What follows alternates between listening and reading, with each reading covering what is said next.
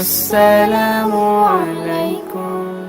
স্বৈরাচারী সরকার, জালেম সরকার, যেই সরকার কোরআনের মাহফিল দেখতে পারতো না, মসজিদের মধ্যে মুয়াজ্জিনে আজান দিবে আজান সহ্য করতে পারতো না, মা বোনেরা পর্দার সহিত বাইরে বাইর হবে ওইটাও সহ্য করতো না, আস্তে আস্তে সে চাইতো মসজিদের মধ্যে থেকে মুয়াজ্জিনের আজান বন্ধ করে দিবে। মাহফিলগুলোতে যারা হকের কথা বলে, সত্য কথা বলে, যারা দ্বীনের কথা বলে, যারা কোরআনের বিজয়ীর জন্য কথা বলে, মানুষকে উদ্বুদ্ধ করে, মানুষকে উচকিয়ে দেয় কেবলমাত্র কোরআনের বিজয়ীর জন্য, এদেরকে নামিয়ে দেওয়ার জন্য হাজারো রকমের ষড়যন্ত্র করেছে স্বৈরাচারী সরকার। কথা বলেন ঠিক কিনা? দেশের মধ্যে, বিশ্বের মধ্যে বর্তমান ফিতনা চলতেছে কিনা বলেন? ফিতনা চলতেছে কিনা? ইসকন নামে একটা ফিতনা চলতেছে, জানেন আপনারা? যারা অনলাইন নিয়ে থাকেন, অনলাইনে আছেন, এরা বুঝবেন ইসকন নামে একটা ফিতনা চলতেছে। তার আগে আমি আপনাদেরকে বলতে চাই, স্বৈরাচারী সরকার, জালেম সরকার, যেই সরকার কোরআনের মাহফিল দেখতে পারতো না, মসজিদের মধ্যে মুয়াজ্জিনে আজান দিবে আজান সহ্য করতে পারতো না, মা বোনেরা পর্দার সহিত বাইরে বাইর হবে ওইটাও সহ্য করতো না, আস্তে আস্তে সে চাইতো মসজিদের মধ্যে থেকে মুয়াজ্জিনের আজান বন্ধ করে দিবে। মাহফিলগুলোতে যারা হকের কথা বলে, সত্য কথা বলে, যারা দ্বীনের কথা বলে, যারা কোরআনের বিজয়ীর জন্য কথা বলে, মানুষকে উদ্বুদ্ধ করে, মানুষকে উচকিয়ে দেয় কেবলমাত্র কোরআনের বিজয়ীর জন্য, এদেরকে নামিয়ে দেওয়ার জন্য হাজারো রকমের ষড়যন্ত্র করেছে স্বৈরাচারী সরকার। কথা বলেন ঠিক কিনা? সরকার বিভিন্ন ধরনের পাইতারা চালিয়েছে। তো এখন তথ্য শুনেন, সরকার যখন দেখলো আরে আমার মাধ্যমে তো ভালোই কাজ আগাচ্ছে, তখন আমাদের পার্শ্ববর্তী দেশ অর্থাৎ ইন্ডিয়া, পার্শ্ববর্তী দেশ ভারত, এই ভারত সরকার চিন্তা করলো এর তো একটা মহিলা মানুষ, এর বুদ্ধি তো মুসলমানদেরকে চিরতরে ভুলণ্ঠিত করে দিতে পারবে না, রহিত ঘোষণা করতে পারবে না, মুসলমানদের নাম নিশানা চিরতরে ইতিহাসের পাতা থেকে তো মুছিয়ে দিতে পারবে না, এর জন্য আমার সহযোগিতা সরকার। মোদি এর পরে পরামর্শ দিতে দিতে দিতে দিতে ইসলামের 12টা বাজাই দিল। ঠিক কিনা বলেন? 12টা যখন বাজাই দিল, আল্লাহ তাআলা সাহায্য। আল্লাহ তাআলা বলে আমি আল্লাহ ধরি না, কিন্তু আল্লাহ যখন ধরে তখন আল্লাহ ছাড়ে না। আল্লাহ তাআলা কোরআনুল কারীমের মধ্যে ঘোষণা দিলেন, ইন্নাহুম ইয়াকিদুনা কাইদা ওয়া আকিদু কাইদা ফামাহিলিল কাফিরিনা আমহিলহুম রুয়াইদা। যত ষড়যন্ত্রকারী রয়েছে, যত ইসলাম বিদ্বেষীরা রয়েছে, তারা ইসলামের বিপক্ষে কথা বলে যাবে, তারা হাজারো রকমের কুমন্ত্রণা মুসলমানদেরকে দিতেই থাকবে, তারা হাজারো রকমের ষড়যন্ত্র দিয়ে মুসলমানদেরকে ইসলাম থেকে দূরে সরাইতে থাকবে। আস্তে আস্তে তাদের পায়তারা, তাদের চিন্তা চেতনা, তাদের ষড়যন্ত্র তারা চালাইতে থাকবে। আর আমি আল্লাহ তাআলা এমন কৌশল অবলম্বন করব, তাদের হাজার হাজার বছরের কৌশল অপকৌশল সেকেন্ডের মধ্যে বাতিল হয়ে যায়। বলেন সুবহানাল্লাহ। হয়েছে কিনা? প্রমাণ হয়েছে কিনা? এই আমাদের সমাজে যুবক ভাইয়েরা যারা পাবজি নিয়ে ব্যস্ত, ফ্রি ফায়ার নিয়ে ব্যস্ত, মেসেঞ্জার নিয়ে ব্যস্ত, ফেসবুক নিয়ে ব্যস্ত, এই যুবকেরা 5 আগস্ট দেখিয়ে দিয়েছে আমরা শুধু ফ্রি ফায়ার নিয়ে ব্যস্ত থাকি না, পাবজি নিয়ে ব্যস্ত থাকি না। স্বৈরাচারী সরকার, জালেম সরকার, ইসলাম বিদ্বেষী কোনো সরকার যদি মসনদে থেকে মুসলমানদের নাম মিটিয়ে দিতে চায়, তাদের বিপক্ষে আমরা আন্দোলন করে ওই সরকারকে চায়ের হারা আমরা বানিয়েছি। ঠিক কিনা? ওকেও আমরা পদ হারা বানিয়েছি। তার মানে আমাদের যুবক ভাইরা এরা ঠিক আছে, জাগা মতো সবাই জেগে উঠতেছে। ঠিক কিনা বলেন? অনুরূপভাবে মোদী সরকার দেখলো হায় হায় আমার প্রথম নম্বর কৌশল, প্রথম নম্বর যে ষড়যন্ত্র, প্রথম টপিক যেটা ছিল, এই টপিক তো নষ্ট হয়ে গেল, আমার প্রথম নম্বর ধাপ ধ্বংস হয়ে গেল। এখন কি করা যায়? ফারাক্কার সব গেট খুলিয়ে দিয়ে মুসলমানদেরকে ধ্বংস করে দেওয়ার জন্য অপচেষ্টা চালিয়েছে। জানেন আপনারা?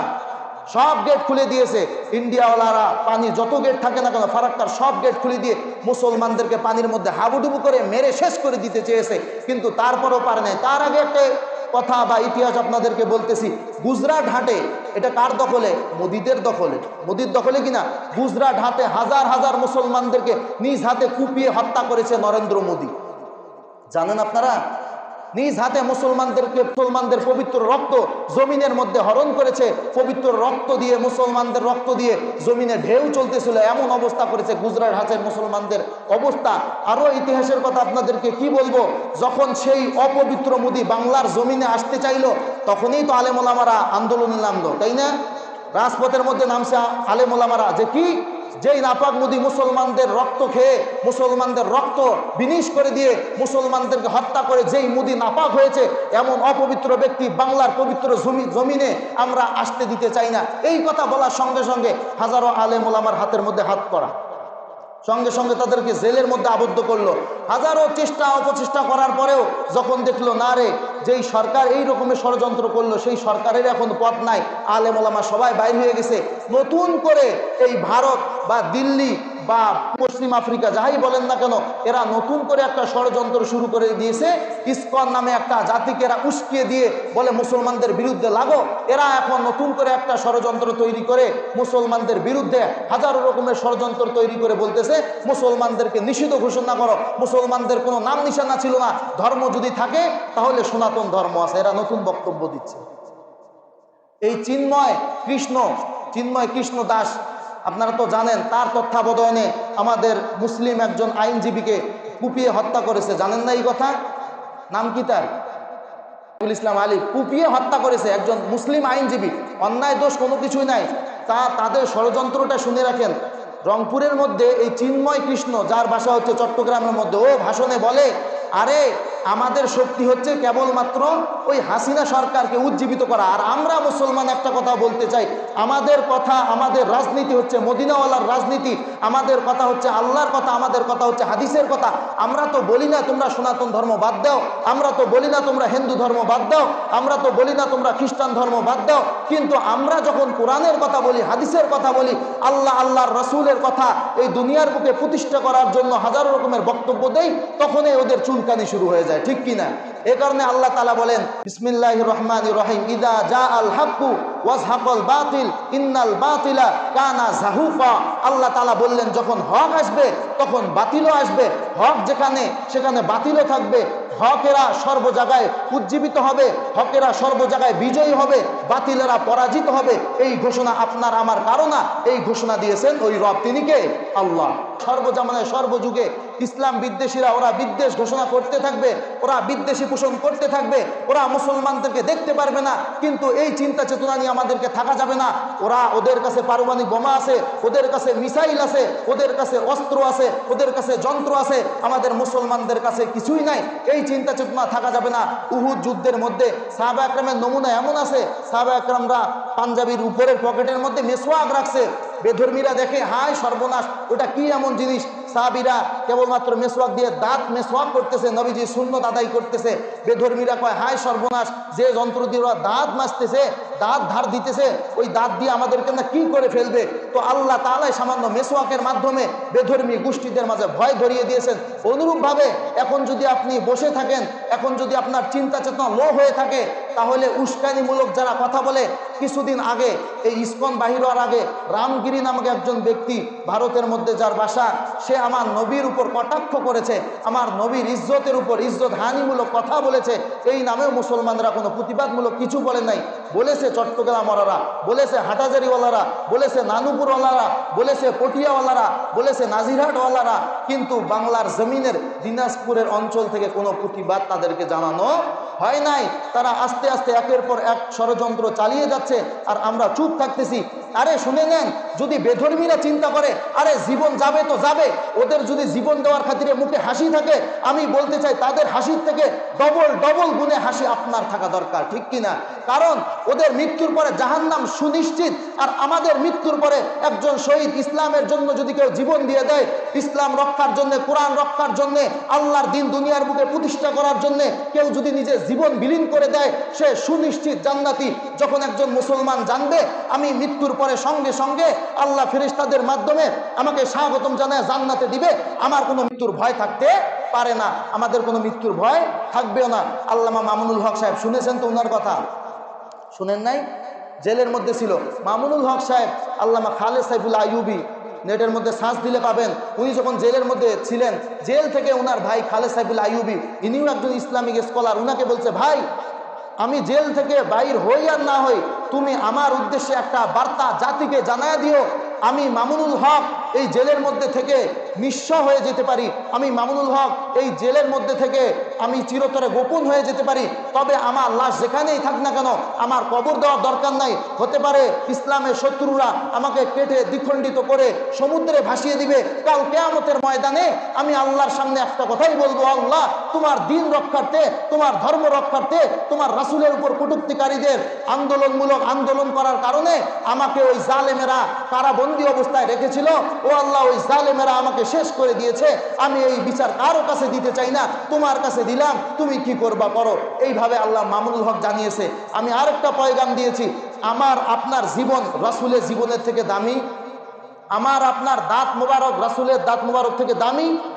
যেহেতু আমার আপনার জীবন রাসূলের জীবন থেকে দামি নয়, আমার রাসূল যেহেতু জিহাদের ময়দানে নিজেকে শহীদ করে দেওয়ার জন্য দু হাত উত্তোল করে দিয়ে দেখিয়েছেন উম্মতদেরকে যে দিনের জন্য প্রাণ দিয়ে দিব, কোনো আফসোস নাই। আমার রাসূল যেহেতু যুদ্ধের ময়দানে গিয়ে নিজের দাঁতকে শহীদ করে দিয়েছে, আমি বলতে চাই আমার রাসূলের দাঁতের থেকে আপনার দাঁত উত্তম না।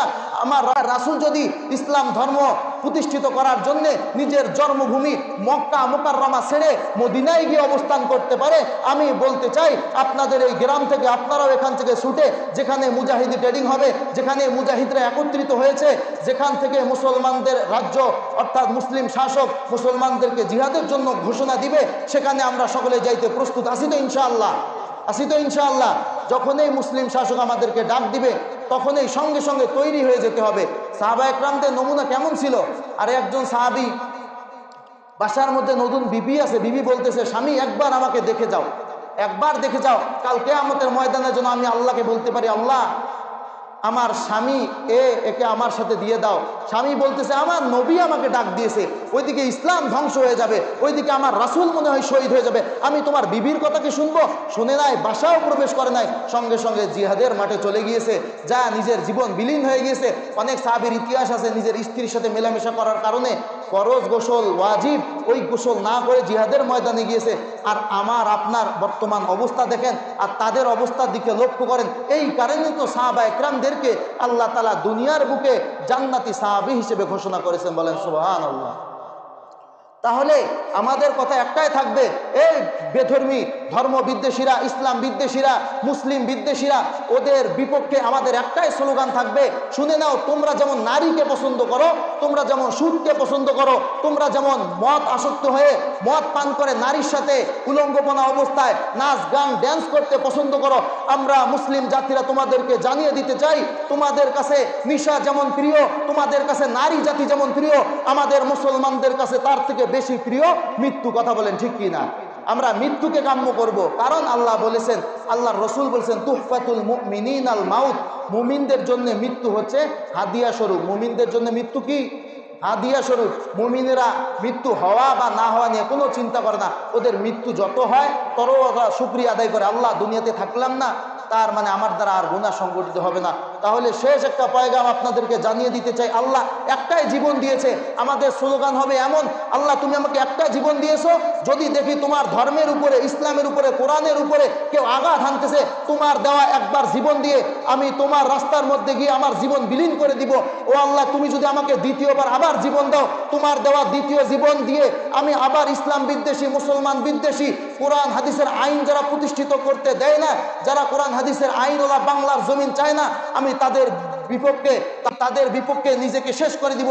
আল্লাহকে বলবেন আল্লাহ তুমি যদি আমাকে তৃতীয়বার জীবন দাও, তোমার দেওয়া তৃতীয়বার জীবন দিয়ে আমি তোমার রাস্তায় গিয়ে শহীদ হয়ে যাব, তাও আলহামদুলিল্লাহ, তবু আমি বেধর্মীদেরকে তাদের ধর্ম বাংলার জমিনে, পবিত্র জমিনকে, তোমার তৈরি জমিনকে কোনোদিন অপবিত্র করতে দিব না। এইভাবে থাকবে মুসলমানদের স্লোগান দেওয়া যাবে তো ইনশাআল্লাহ? অন্তরের ভিতরে জিহাদের তামান্না রাখা যাবে তো ইনশাআল্লাহ? আল্লাহ সকলকেই জিহাদের মতন তামান্না উজ্জীবিত করে লালন করা তৌফিক দান করে। ওয়া আখিরি দাওয়ানা আনিল হামদুলিল্লাহি রাব্বিল আলামিন।